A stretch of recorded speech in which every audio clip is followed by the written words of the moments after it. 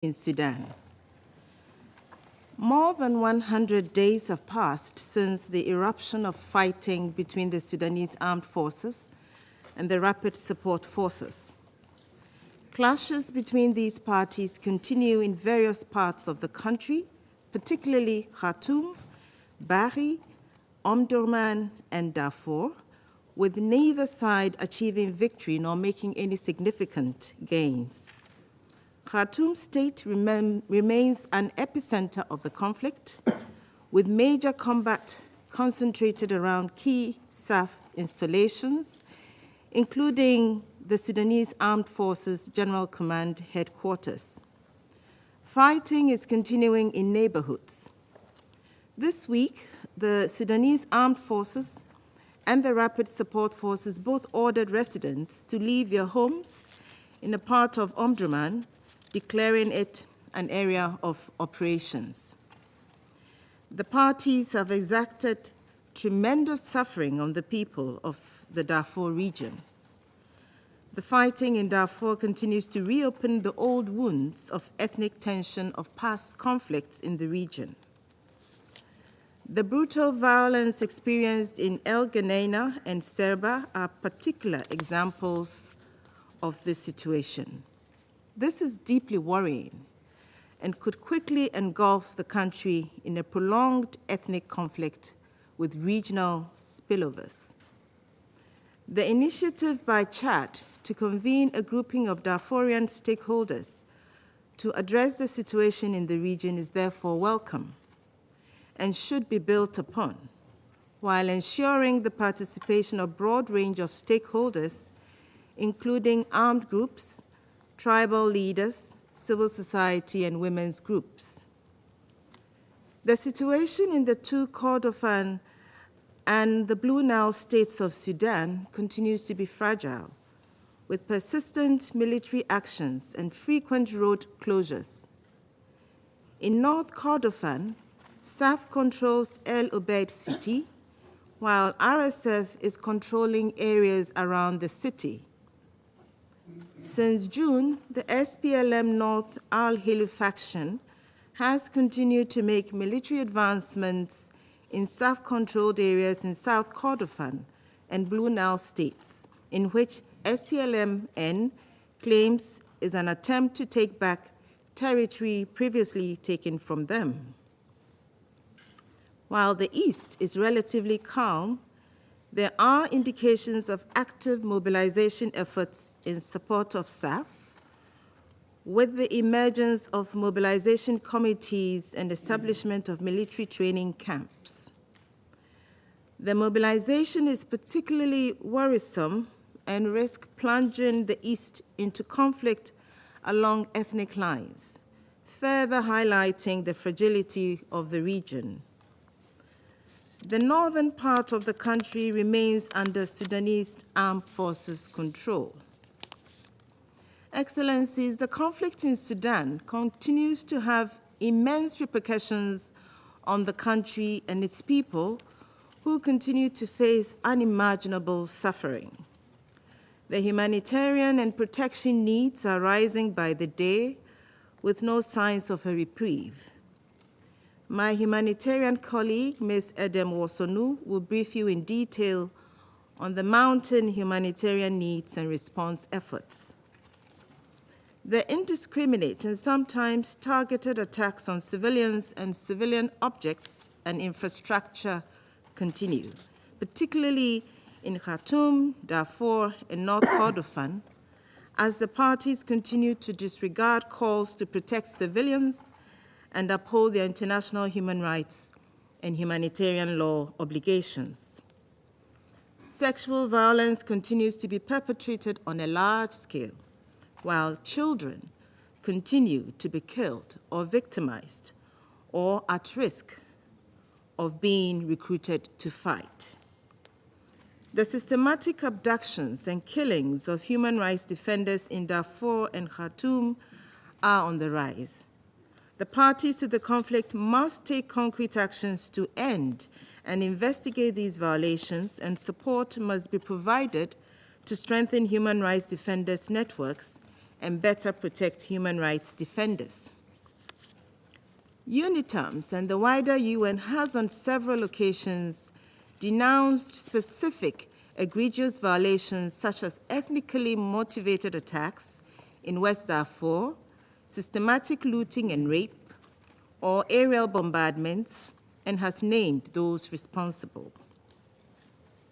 Hostilities in the country must come to an end, and perpetrators should be held accountable for crimes committed, including sexual violence. Excellencies, we welcome the ongoing efforts by the African Union and IGAD to end the conflict in Sudan.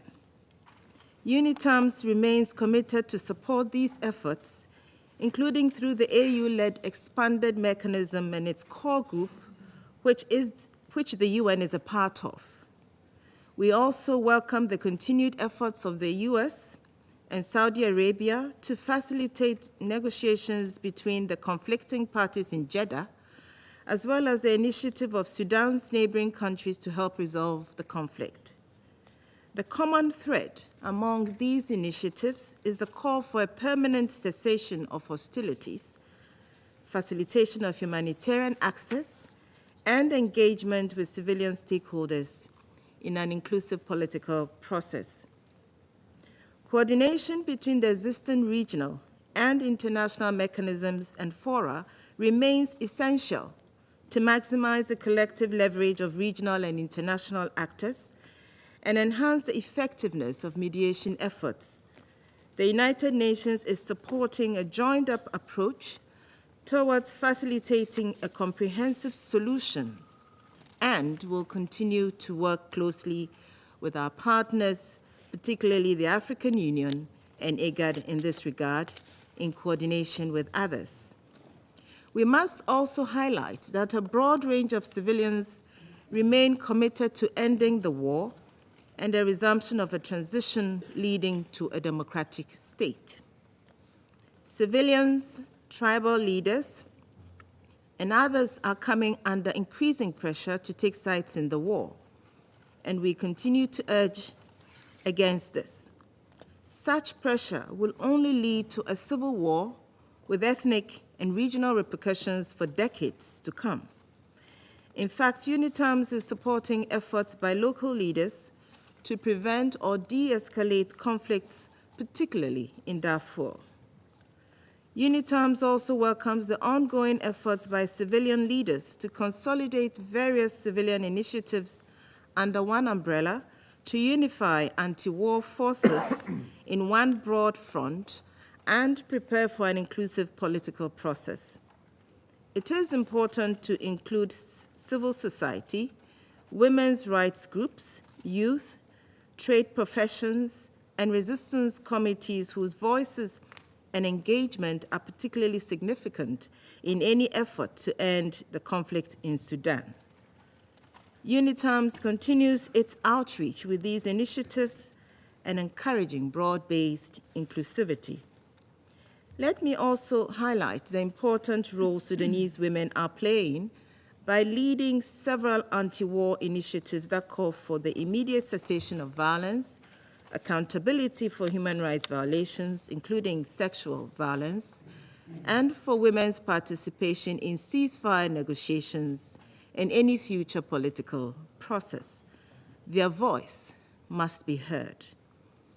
Excellencies, let me close by reiterating that there needs to be a negotiated solution to end this war as soon as possible. There is no other alternative. Calls by some to continue the war in order to achieve a military victory will only contribute to destroying the country.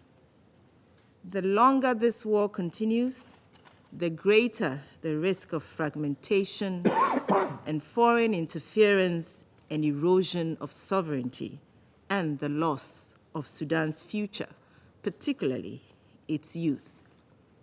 Now is the time to end this senseless war and return to negotiations.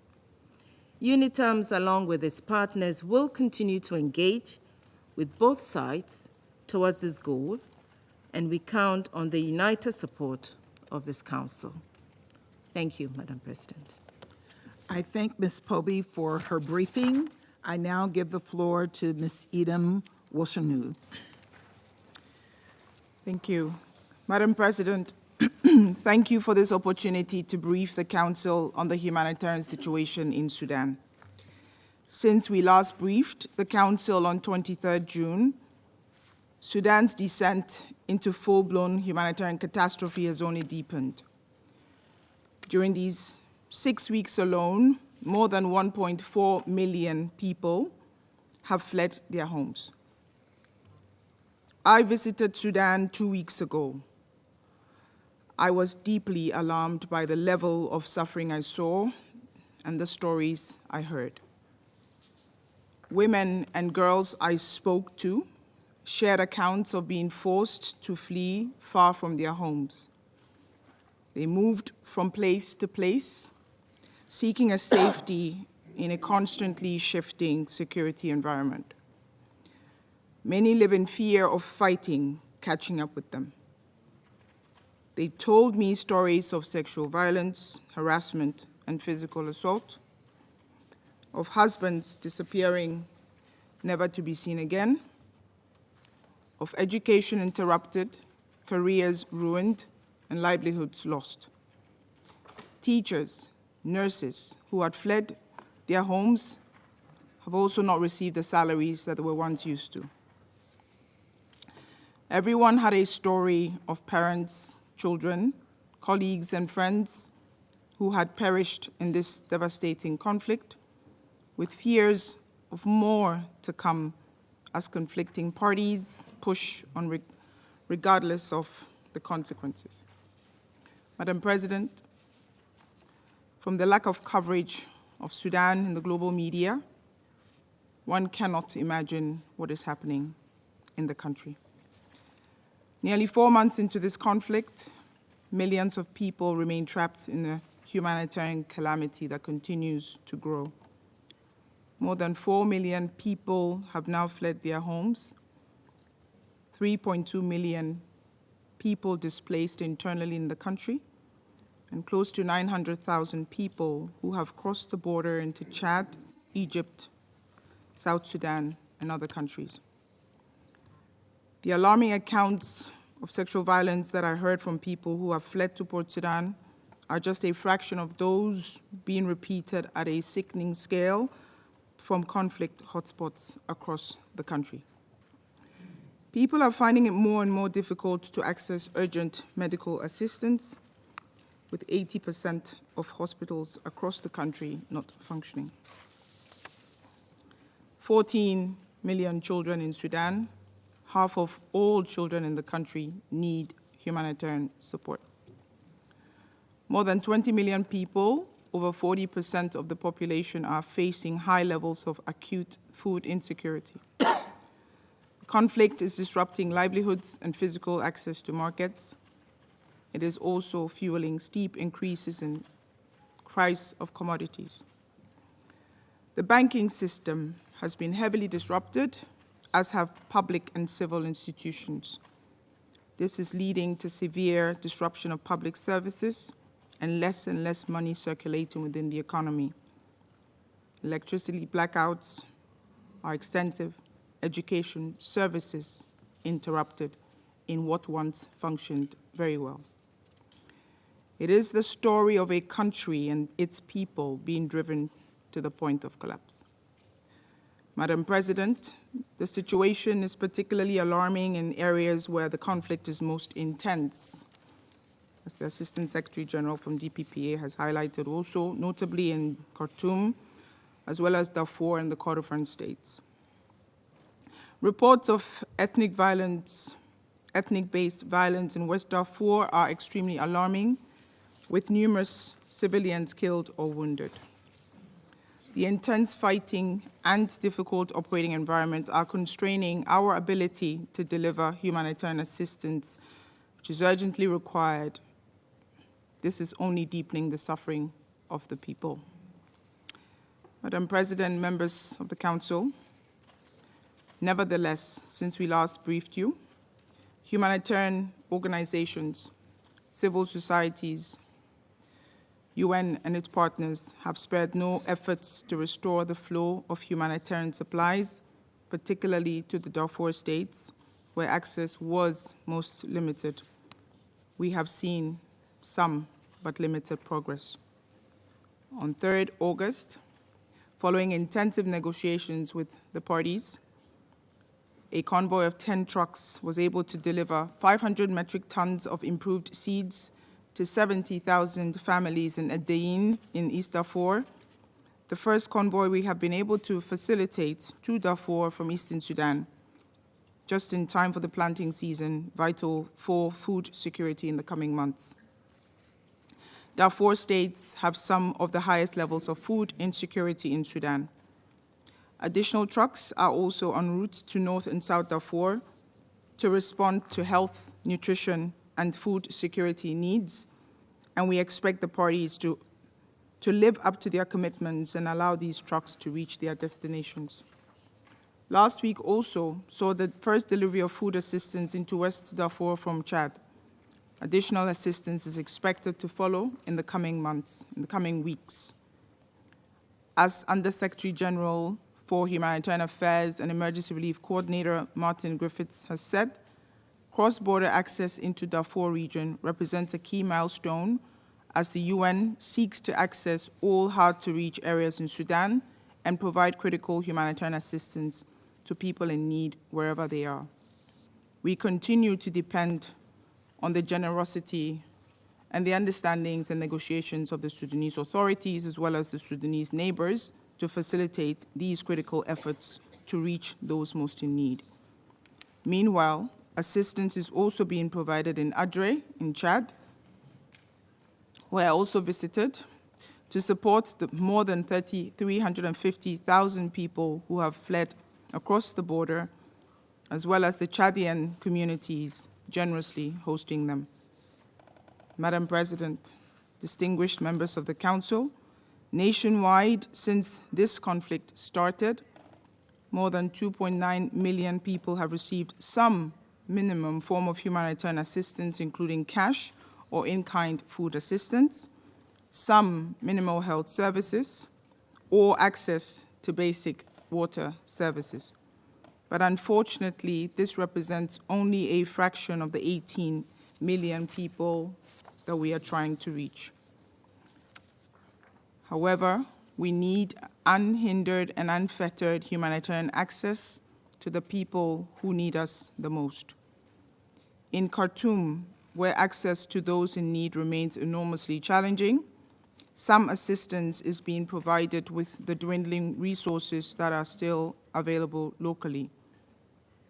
But we have not been able to replenish, to guarantee passage for a humanitarian convoy to the capital to replenish these supplies since late June. Humanitarian organizations are ready and willing to do everything it takes to provide the assistance that the people of Sudan so desperately need at this time. But they cannot do so without regular facilitation of access by the parties and the easing of bureaucratic and administrative impediments. International law, international humanitarian law is clear.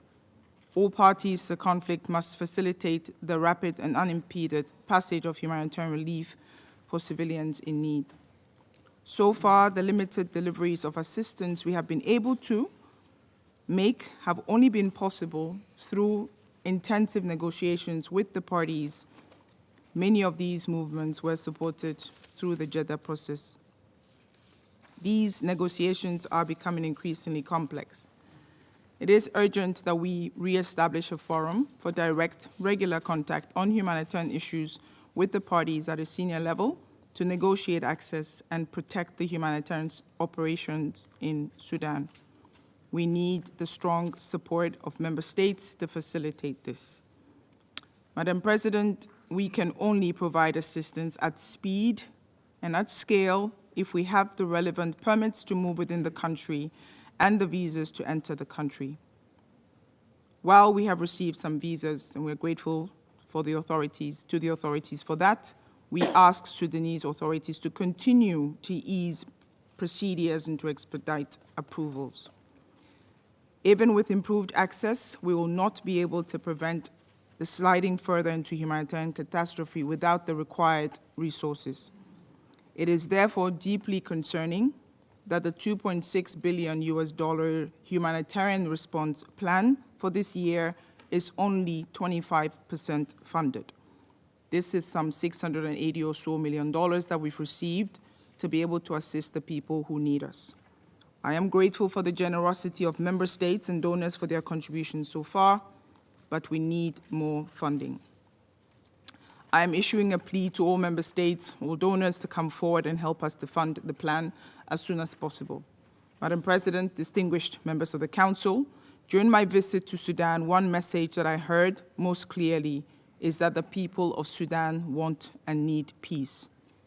In this regard, and as has been said again by Assistant Secretary General Pobi, the ongoing political mediation efforts aimed at achieving a resolution to this conflict is critical. These efforts must continue unabated if the people of Sudan are to have any chance of living in enduring peace and security. But until then, we demand that all parties respect international humanitarian law and minimize human suffering. The parties to conflict in Sudan must ensure the safe passage of civilians fleeing violence in Khartoum, Darfur, and other areas of active hostilities. We also urge the international community to support the humanitarian effort on which so many people in Sudan increasingly depend. I thank you. I thank Ms. Wosonou for her briefing. I now give the floor to those council members who wish to make statements. I give the floor to the representative of the United Kingdom. Thank you, President, and let me start by thanking ASG Pobi and Director Wosonou for your very helpful updates to the Council. President, I want to start by echoing the alarms that we have heard today on the conflict's catastrophic impact on civilians in Sudan, with an estimated 24.7 million people in need of humanitarian assistance. The country, as we've heard, is now one of the worst in the world for humanitarian access. The Sudanese Armed Forces and Rapid Support Forces continue to double down on fighting, while the Sudanese people face rolling blackouts and the horrifying daily reality of decomposing bodies in the streets. The humanitarian impacts are made worse by credible evidence to suggest serious violations of international humanitarian law by both the SAF and the RSF, which could amount to war crimes and crimes against humanity. This includes, as we've heard, incidents of sexual violence and airstrikes in populated areas, resulting in heavy loss of civilian life. There are also credible reports of targeted killing of civilians and atrocities against specific ethnic groups in Darfur, with much of the bloodshed attributed to RSF units and allied militias. We welcome the ICC prosecutor's decision to start investigations into offences committed in the current conflict, and also call on the Sudanese authorities to ensure full accountability. President, first, we need to see the Sudanese Armed Forces and the Rapid Support Forces put the interests of their people first, immediately to end hostilities and enter negotiations in good faith. And in this context, we welcome the diplomatic efforts of regional partners, including the African Union, IGAD, and the League of Arab States, to restore peace to Sudan. Second, in the 11th of May Jeddah Declaration, as we've heard, both parties committed to act in accordance with their international obligations and to enable and facilitate unhindered humanitarian access in line with international humanitarian law.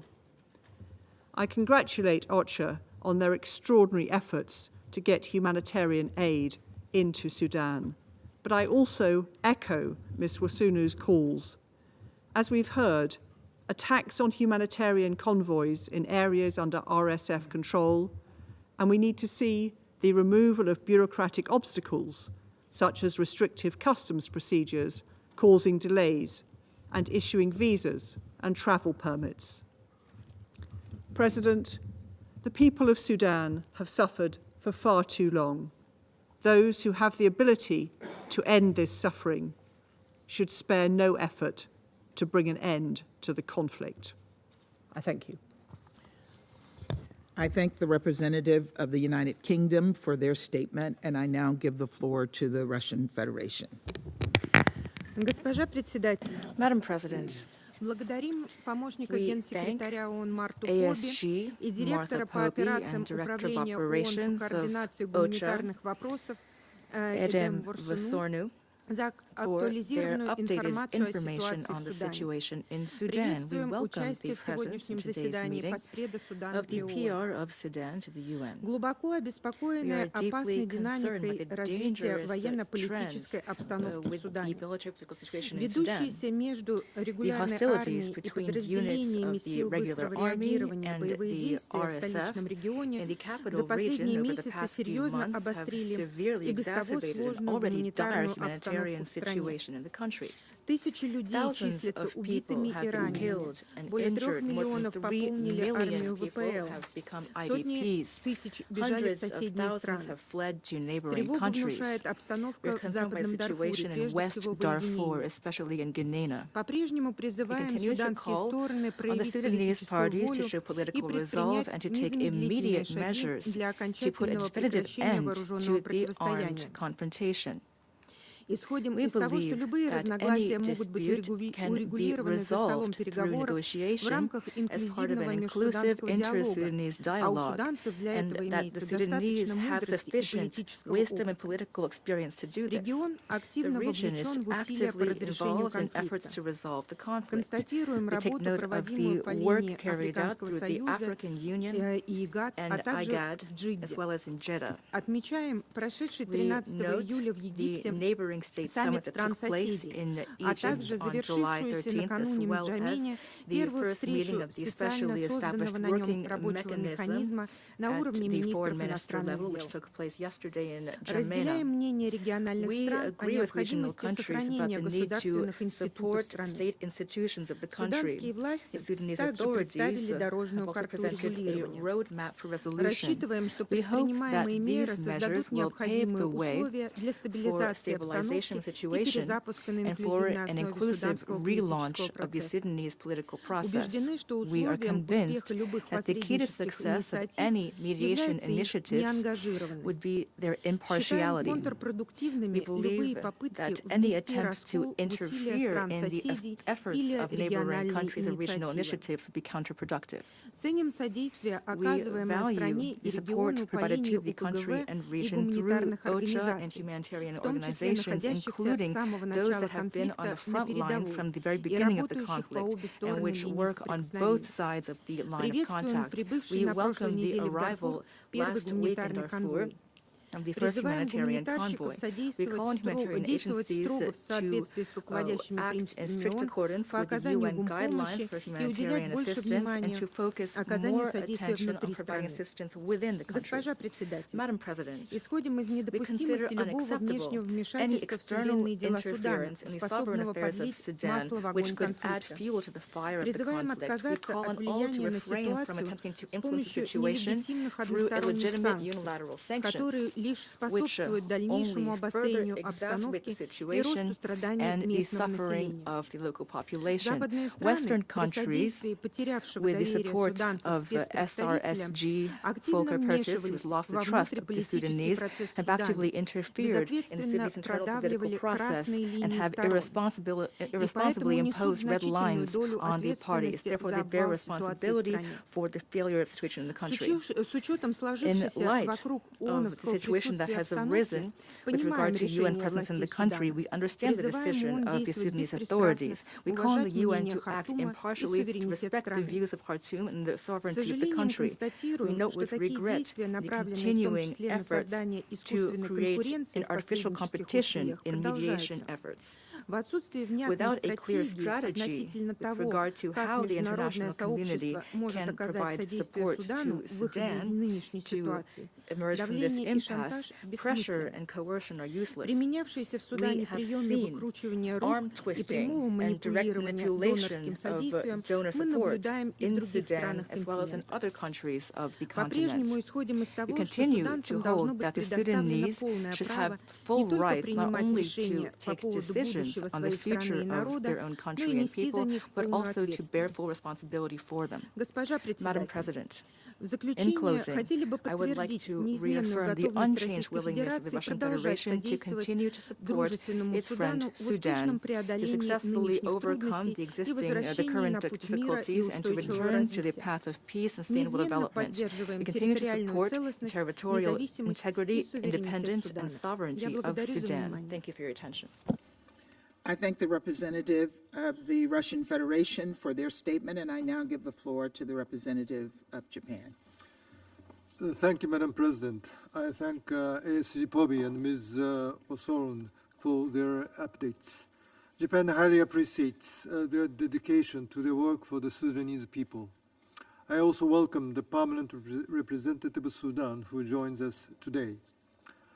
I thank the United Kingdom for requesting this timely open briefing. It is the Security Council's responsibility to continuously express its firm position on the ongoing clashes, which have severely undermined efforts to restore Sudan's political transition and have worsened the humanitarian situation. I would like to mention the following 3 points. First, Japan continues its strong call on the Sudanese armed forces and the rapid support forces to immediately stop fighting and return to a peaceful and inclusive political process. It is regrettable that almost 4 months have passed without any clear sign from the parties of a readiness to end hostilities. Japan urges both parties to seriously commit to international and regional efforts toward a long-term ceasefire, unhindered delivery of humanitarian aid, and the resumption of political dialogue. The parties also must uphold their obligations under international humanitarian law and ensure the safety of civilians, including humanitarian personnel. Second, Japan shares the United Nations' deep concern about the severe impact of the fighting on civilians in the Darfur region. We are especially concerned by the reports of targeting of civilian populations and facilities. Japan also seriously takes note of the Secretary General's concern about the increasing violence. Again, Japan strongly emphasizes that all violence must stop immediately and obligations and international humanitarian law must be upheld by all. Japan is concerned that the deteriorated situation could pose a risk beyond the border. We thank Sudan's neighboring countries for hosting refugees despite their own humanitarian challenges.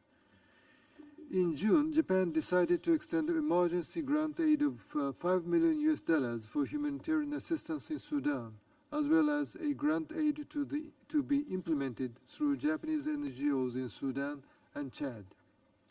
Third, I would like to stress that Japan's strong support for the UNITAMS remains unchanged. In this regard, Japan is ready to actively contribute to the upcoming discussions on how best to renew the mission's mandate to adapt to the situation on the ground. To conclude, Japan reiterates its commitment to supporting the Sudanese people. I thank you. I thank the representative of Japan for their statement. I now give the floor to the United Arab Emirates. السيدة الرئيسة بداية أشكر السيدة بوبي والسيدة وسورنو Madam President, at the outset, I would like to thank Ms. Bobby and Ms. Boserno for their comprehensive briefings, and I welcome Ambassador Al-Harith Mohammed to today's meeting. Madam President, this meeting comes more than 100 days after the outbreak of the fighting in Sudan, which has claimed many innocent lives and inflicted immense suffering on the Sudanese people, as mentioned by our briefers today. It is therefore critical to strengthen diplomatic efforts to end this crisis in all its dimensions. Accordingly, I would like to emphasize 3 points. First, efforts must continue to alleviate the dire humanitarian situation facing millions of Sudanese because of the continued fighting and lack of commitment to previously declared truces. In this context, there is a need to secure food and water supplies as well as health services, as almost half the population is suffering from high levels of food insecurity. Attention must also be paid to the needs of displaced persons and refugees, as those rates are rising sharply, while some neighboring countries are already facing internal challenges. We therefore appeal to international community to provide support to Sudan and neighboring countries during this difficult period, given the level of needs on the ground and the lack of funding received by the UN and its humanitarian partners for this year. For our part, and as part of our humanitarian solidarity with the Sudanese people, the UAE provided emergency relief assistance, where we transported via sea and bridge more than 2,000 tons of medical and food items to Port Sudan and Chad to support Sudanese refugees. We have also set up a field hospital and opened a coordination office for UAE foreign aid to coordinate humanitarian efforts.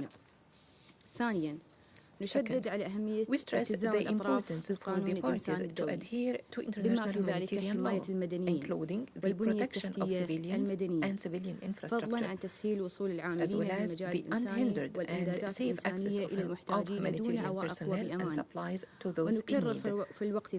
At the same time, we reiterate our calls for the importance of the full implementation of the commitments reached in Jeddah.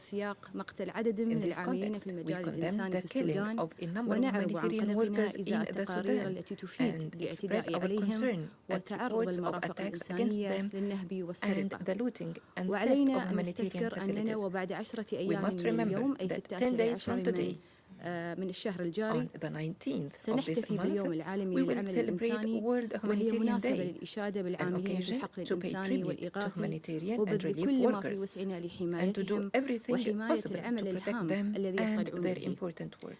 Third, the UAE repeats its call for an immediate and permanent ceasefire to work towards a peaceful solution to the crisis and return to the political track. We stress here the importance of responding to regional and international diplomatic efforts to address the crisis in Sudan. The most recent is this week's meeting in Chad by the ministerial mechanism emanating from the summit of Sudan's neighbors in Cairo.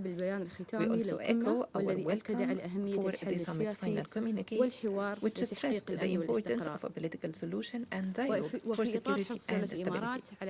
As part of the UAE's desire for regional and international cooperation to resolve the pressing issues, my country also participated in the first meeting of the Quartet of IGAD last month. In this context, we stress the need to intensify this momentum and coordinate all these efforts closely. In conclusion, the UAE continues to reaffirm its continued solidarity with the Sudanese people during these difficult circumstances, including by supporting all efforts aimed at ending this crisis. Thank you, Madam President.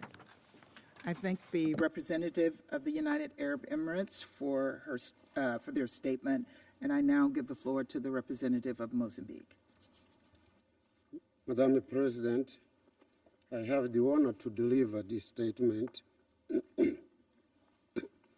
on behalf of the A3, namely Gabon, Ghana, and my own country, Mozambique. We thank the Assistant Secretary General, Ms. Martha Pobe, and Ms. Adam Osorn Director of Operations and Advocacy, for their important and insightful update on the situation in the Sudan. We welcome the participation in this meeting of His Excellency, the Permanent Representative of the Sudan. Madam President, the A3 wishes to condemn the unabated hostilities between the RSF and the SAF over the past 4 months. We deeply regret the immense suffering brought upon the Sudanese people, with more than 1,000 civilian fatalities resulting from the ongoing confrontations. We note with concern the displacement of close to 2.5 million people, as well as the disruption of food and medical supplies, with its correlating negative impact on the vulnerable population. In addition, we follow with concern the deteriorating situation in Darfur, especially in Central and North Darfur, with reports of killings and recorded incidents of sexual violence, particularly against women and girls.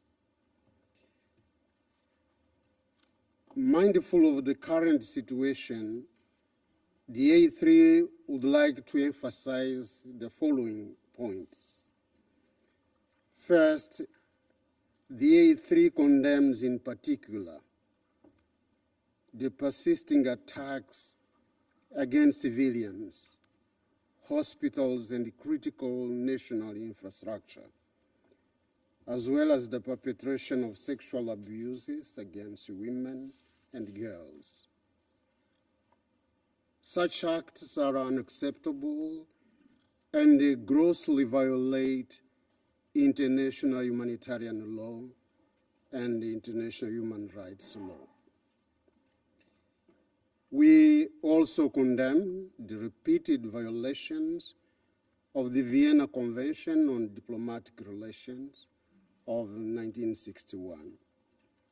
We call on the parties to uphold their international obligations and to protect diplomatic premises.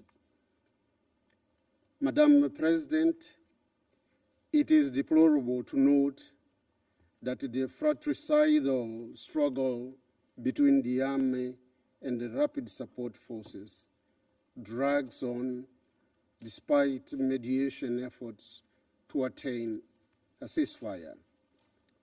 So far, all attempts have remained dead letters, and the rare truces do not hold. We reiterate our call on the parties to cease hostilities and embrace dialogue and diplomacy so as to attain peace and prosperity for the people of the Sudan. We reiterate our call for an immediate cessation of hostilities and a renewed commitment to negotiations. The way to peace and prosperity for the Sudanese people lays on dialogue and national reconciliation.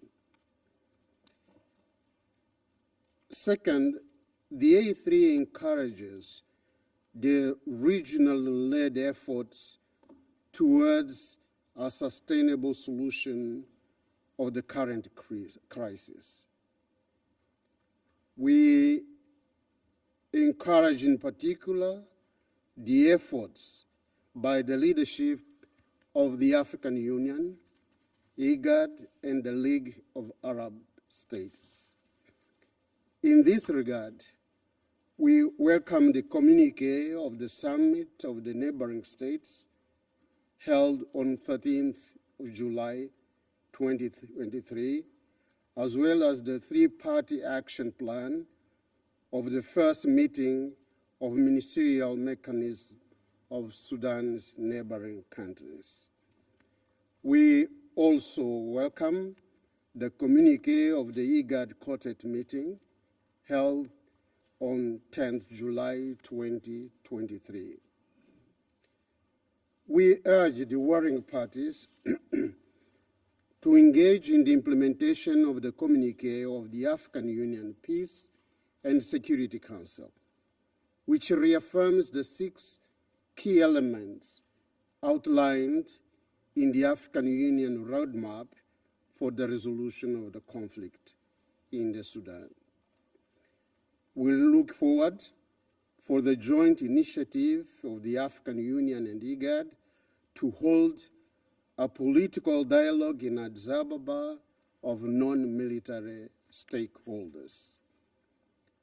We emphasize the importance of reinforcing coordination and maintaining complementarity between regional and international efforts to address the prevailing concerns towards permanent cessation of hostilities.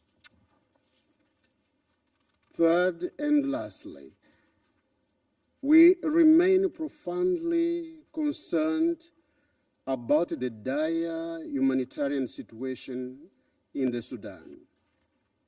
With an estimated 24.7 million people in need of humanitarian assistance, we call on donor partners to step up their financial support to help to meet the target for the humanitarian response plan. This was made very clear by the briefing of Ms. Adam Osorno. We welcome the positive and constructive role that neighboring countries have been playing towards the stabilization of Sudan, in particular, the efforts in managing the refugee crisis. To accelerate the humanitarian response and so that the needs of refugees and internally displaced people are properly and adequately addressed. We consider important a coordinated approach to the humanitarian and security responses by all actors, particularly the borders of neighboring countries, in close collaboration with their respective authorities. Madam President, the A3 wishes to reaffirm its solidarity with the Sudanese people. We are firmly committed to the respect for the independence, sovereignty, unity, and territorial integrity of this sister African country.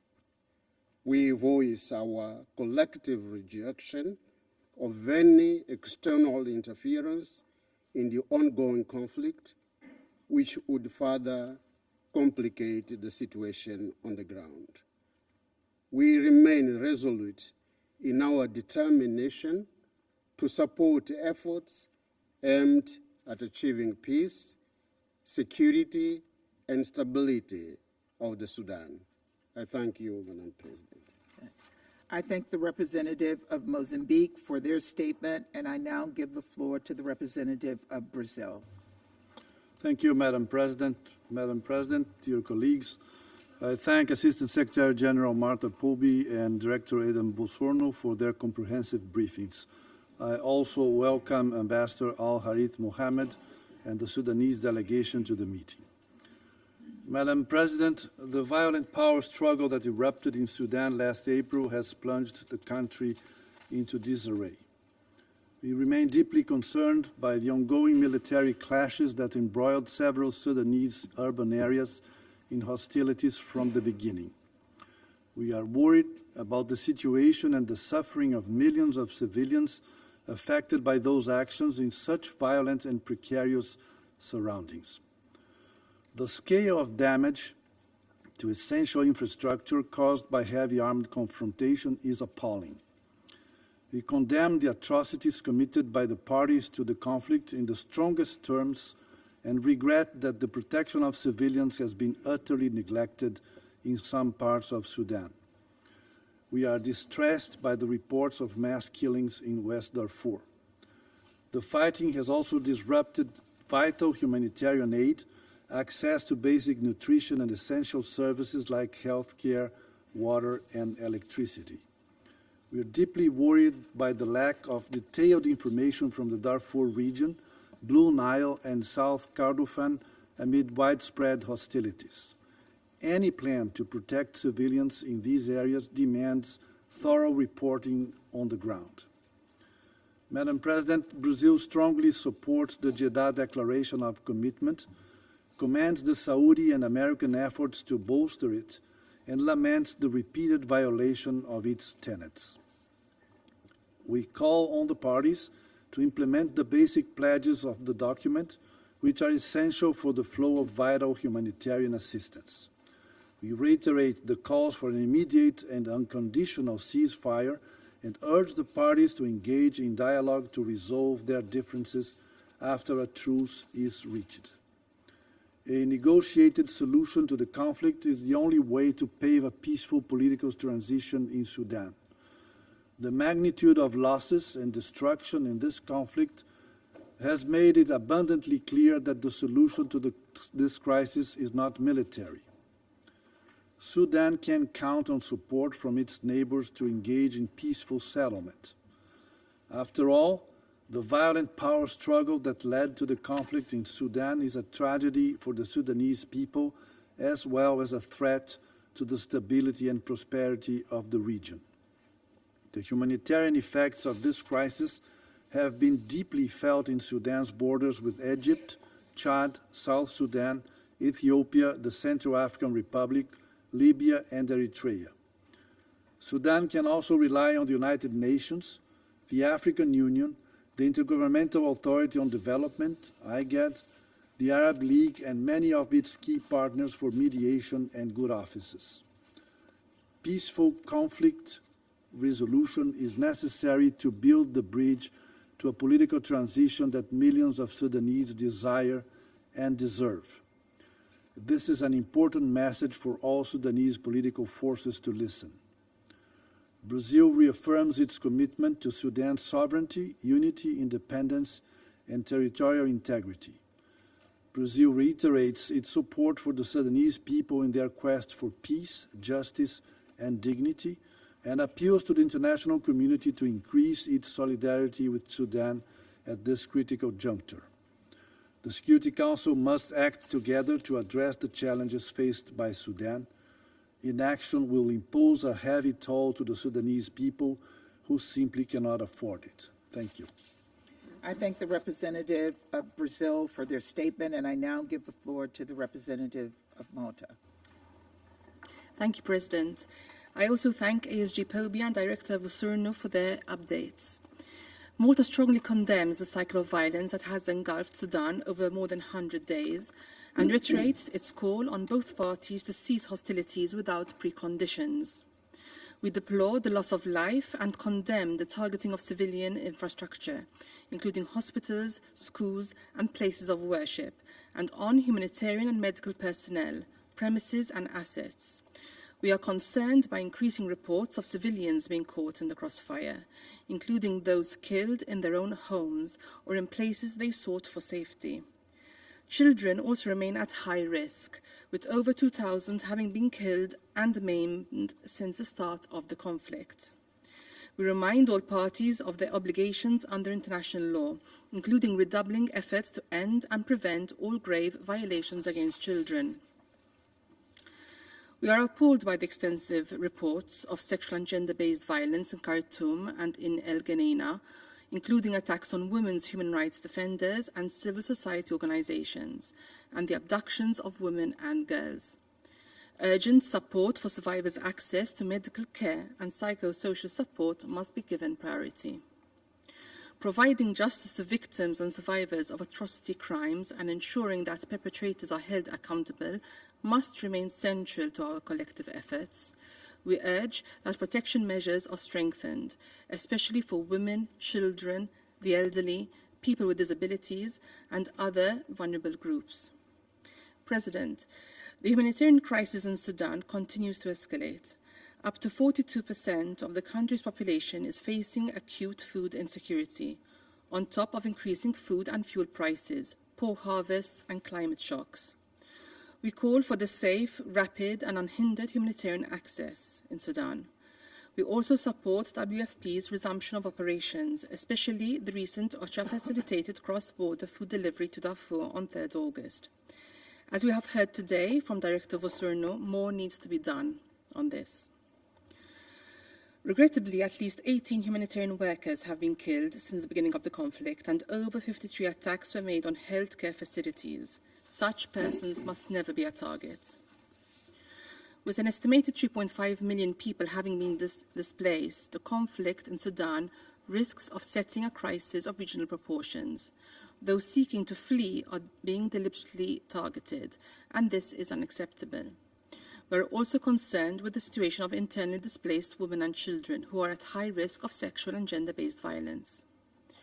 President, Malta welcomes all efforts that seek an end to the ongoing hostilities and return Sudan to its political transition. Such efforts must be inclusive, with women, youth, and civil society being fully engaged. At the same time, we reiterate the importance for regional mediation efforts, including by the AU and IGAD, as well as by neighbouring and other partners, to be synchronised and supported by strong, unified messages by this Council. To conclude, President, we remain convinced that it is only through dialogue and mediation that this conflict can be resolved. We urge both parties to act on these calls to ensure a lasting settlement, which places the Sudanese people at the centre. Thank you. I thank the representative of Malta for their statement, and I now give the floor to the representative of France. Je vous remercie, Madame la Présidente. Je remercie la sous-secrétaire générale Martha Poby ainsi que la directrice Madame Eder Nouassernou pour leurs interventions extrêmement complètes. Et je reviendrai pour ma part sur 2 points. Premièrement, toutes les parties doivent cesser immédiatement les combats. Depuis 3 mois, la situation sécuritaire au Soudan n'a cessé de se dégrader. Les populations civiles en sont les premières victimes. Et la poursuite des combats éloigne toujours plus la perspective d'une transition vers un gouvernement civil qui est voulu par les Soudanais. La France est préoccupée par les attaques récentes à grande échelle contre les civils et contre les infrastructures civiles, notamment de santé. La communautarisation croissante des affrontements au Darfour constitue un risque important pour les populations concernées. Et l'ouverture de nouveaux fronts au Kordofan méridional est également un sujet de préoccupation. Plus largement, le risque de démembrement du Soudan fait craindre une déstabilisation de l'ensemble de la sous-région. Il est impératif que les combats cessent et que toutes les parties respectent leurs obligations au titre du droit international humanitaire. Toute ingérence extérieure qui contribue à la prolongation du conflit aggravera encore la situation humanitaire et compromettra la stabilité régionale. La France continuera à œuvrer à la conclusion d'un cessez-le-feu durable et à la reprise d'un processus politique inclusif en associant dans les meilleurs délais les forces politiques, les représentants de la société civile, et nous continuerons d'appuyer à cette fin les efforts des États-Unis, ceux de l'Arabie saoudite, de l'Union africaine, de l'Autorité intergouvernementale pour le développement, l'IGAD, de l'Union européenne ainsi que des pays voisins ou proches du Soudan. Nous soutenons également le rôle et les missions des Nations Unies via la MINUAT, via le représentant du secrétaire général Volker Perthes, ainsi que l'envoyé spécial du secrétaire général pour la Corne de l'Afrique, Mme Anna Tete. Nous saluons leur travail indispensable malgré des conditions très difficiles. La sécurité des personnels des Nations Unies doit impérativement être assurée. Madame la Présidente, la communauté internationale doit se mobiliser pour répondre à la crise humanitaire en cours au Soudan. Et comme les intervenants l'ont rappelé, les besoins des populations civiles n'ont cessé de croître et de s'accélérer. Les combats ont engendré des millions de personnes déplacées, plus de 20 millions de personnes pourraient se trouver en situation d'insécurité alimentaire sévère au Soudan dès le mois de septembre. Et plusieurs centaines de milliers de personnes se sont réfugiées dans les pays limitrophes. La France salue à cet égard les efforts des États de la région qui accueillent ces réfugiés. Elle salue l'appui refugees, and we hail the support provided by the UN and international humanitarian organizations. Despite the urgency of the situation, we know that humanitarian assistance cannot reach Khartoum or Darfur because of the lack of security guarantees, because of the obstacles that have been placed by the fighting parties and the recurrent attacks targeting humanitarian workers. This is why France calls for all parties to ensure safe, full and unhindered access to across the Sudanese territory. We encourage neighbouring countries and transit countries to continue facilitating humanitarian assistance and to respect international humanitarian law and facilitate access for refugees. France supported these efforts by providing more than 41 million euros in aid to meet the needs of the population. This solidarity continues with the EU. The EU has committed more than 256 million euros this year in humanitarian assistance and development assistance, and is prepared to take all use all means at its disposal, including restrictive measures, to bring an end to the conflict. I thank you. I thank the representative of France for their statement, and I now give the floor to the representative of Switzerland. Madame la Présidente, je remercie la sous-secrétaire générale pour l'Afrique, Martha Pobé, et la directrice des opérations d'OCHA, Edem Bossorun, pour leurs exposés innovants. Je salue également la présence du représentant permanent du Soudan. Tout d'abord, je tiens à exprimer ma gratitude à l'ensemble du personnel de l'ONU pour ses efforts inlassables et réaffirme le plein soutien de la Suisse à la MINUAT et au représentant spécial du secrétaire général pour Madame la Présidente, la dernière fois que nous nous sommes réunis dans cette chambre pour discuter de la situation au Soudan, nous avons fait part de nos préoccupations communes concernant la poursuite des combats qui plongeraient le Soudan dans une catastrophe humanitaire. Depuis, la situation s'est encore nettement détériorée et nous sommes témoins d'une nouvelle escalade de la violence accompagnée de graves violations du droit international. Face à cette situation, j'aimerais souligner trois points. Tout d'abord, il est inacceptable que ce conflit soit mené sans égard au prix payé par la population. Nous condamnons avec la plus grande fermeté la violence et les attaques persistantes contre les civils. Du Darfour, nous parviennent des allégations alarmantes de meurtres à caractère ethnique, d'exécutions sommaires et de violences sexuelles basées sur le genre, commises en premier lieu par les forces de soutien rapide et des milices alliées. De graves violations des droits de l'enfant sont commises quotidiennement.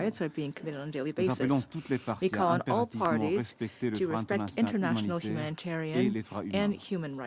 Il est primordial que les responsables répondent de leurs actes afin de rendre justice aux victimes et en vue d'empêcher qu'ils ne se reproduisent à l'avenir. Nous sommes reconnaissants à celles et ceux qui risquent leur vie pour documenter les faits sur le terrain. La Suisse se joint aux appels en faveur des enquêtes approfondies, impartiales et indépendantes, sans délai sur toutes les allégations de violations et d'abus de droits humains et de violations du droit international humanitaire. La recrudescence des violences dans le Kordofan du Nord et du Sud, ainsi que dans le Nil bleu, ne fait que contribuer à l'aggravation du conflit. Deuxièmement, nous appelons à nouveau les forces armées soudanaises et les RSF à faciliter un accès humanitaire sûr, rapide et sans entrave aux civils dans le besoin et à protéger le personnel et les infrastructures médicales conformément au droit international humanitaire et à la déclaration de Jeddah. Près de 4 millions de personnes, dont la moitié sont des enfants, ont fui le conflit à la recherche de protection et des biens essentiels. Et les chiffres ne cessent d'augmenter. Des millions de personnes sont au bord de la famine à cause de ce conflit. Comme nous l'avons souligné dans notre intervention lors du débat ouvert jeudi dernier, nous saluons le fait que les pays de la région aient accueilli les personnes fuyant le conflit et nous faisons écho de l'appel des derniers mois pour que les frontières demeurent ouvertes. La Suisse continuera à soutenir les efforts humanitaires au Soudan et dans la région. Troisièmement, nous appelons les parties à reprendre les négociations en vue d'un cessez-le-feu durable et à s'engager de bonne foi. À cet égard, la Suisse salue les efforts diplomatiques actuellement déployés. Une coordination étroite et complémentaire et la complémentarité de ces initiatives sont impératifs afin d'obtenir des résultats durables et d'arrêter la spirale de violence et de destruction. Dans la perspective d'un éventuel retour à un processus politique, la participation des actrices et acteurs civils de manière inclusive dans la recherche et toute solution est primordiale. Madame la Madam Présidente, les President, the souffrances du peuple suffering of the soudanais ne Sudanese people cesseront cannot que lorsque le end until combat the prendra fighting fin. ceases. Nous tous, As membres de members ce of this Conseil, Council, devons redoubler nos we efforts must pour all mettre fin therefore à ce redouble our conflit efforts to dévastateur. bring an end to Il est this devastating essentiel que ce conflict. A Conseil soit uni sur unified cette council question is critical afin de to pleinement ensuring that we soutenir can les fully efforts de support médiation en ongoing cours. mediation efforts. La Suisse reste aux Switzerland côtés du remains peuple committed soudanais to pour working réaliser ses alongside the aspirations à la Sudanese paix, à la people to justice realize their et à la aspirations gouvernance toward peace, démocratique. justice, and Je vous democratic remercie. governance. Thank you. I thank the representative of Switzerland for their statement, and I now give the floor to the representative of Albania. Thank you, Madam President. Let me start by thanking the United Kingdom for requesting this meeting and their continued dedication as the penholder on the Sudan file. Our appreciation also goes to UNITAMS, to SRSG PERS and his staff, as well as to OCHA for the work they do in the ground. We thank ASG Pobe and Director Vos Surmu for their updates. As highlighted by the briefers, Sudan's dire humanitarian crisis demands immediate attention and coordinated efforts, considering that civilians, including women, children, and refugees, bear the brunt of the conflict's devastating toll, leaving them in extreme danger and suffering. Also, we remain deeply concerned about the continued fighting and urge both conflicting parties to immediately stop the fighting and call on all armed groups in Sudan to abstain from further participating in the hostilities.